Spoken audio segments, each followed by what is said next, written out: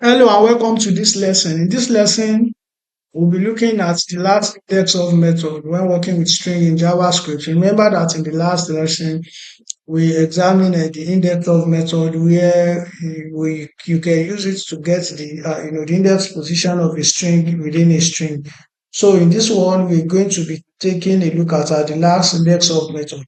The last index of method returns the index of the last occurrence of a specified text in a string. So the way the last index of method works is that it returns the index of the last occurrence of a specified text in a string, which means that if you have the multiple instance of a string, so the last occurrence of it is what it will show you and return it back as a string.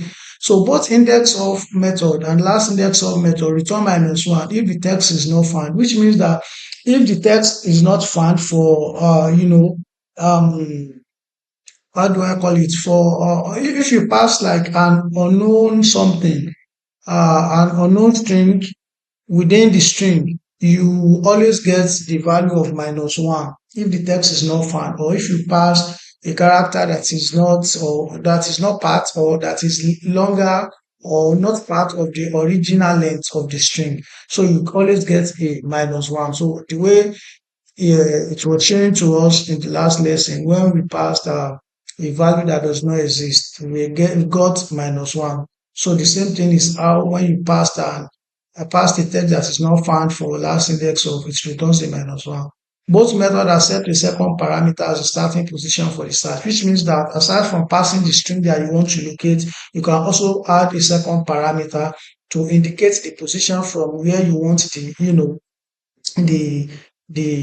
index searching to start from. So there's an example here on the screen. A variable with value of please locate where locate occurs, then the text, the last index of locate. So let's take a look at this in our code editor so that we understand the outputs that we'll get when we work with the last index of method. Last index of method in JS. I'll make a short at the index of, the last index of method in JavaScript. That is what we are working on because we've already considered uh, the first one, which is the index of method. So the last index of is what we are working on, as you can see. So the last index of method. I'll just refresh this briefly and then make a text.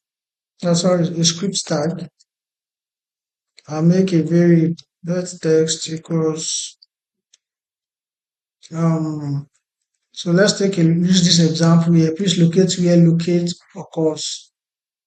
Please or locate where locate occurs. I hope you understand why I'm using a single string. Okay.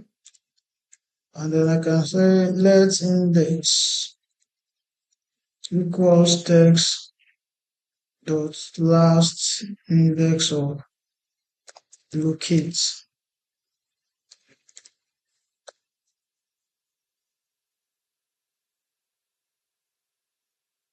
Document dot write index,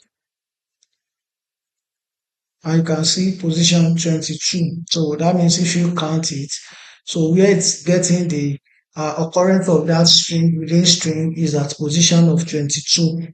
So if I, like it's been said in the slide, that you can also pass a second argument. So if I pass a second argument and change the position and say 16, so what this does is that it starts the counting backward to find another instance of that particular string that you are looking for. This is what I mean. Look at this. Both methods accept the second parameter as the starting position for the search. So if you pass the second parameter, it will use it as a starting position for the search, but it will count it backward. So it will start the searching of that index from the back.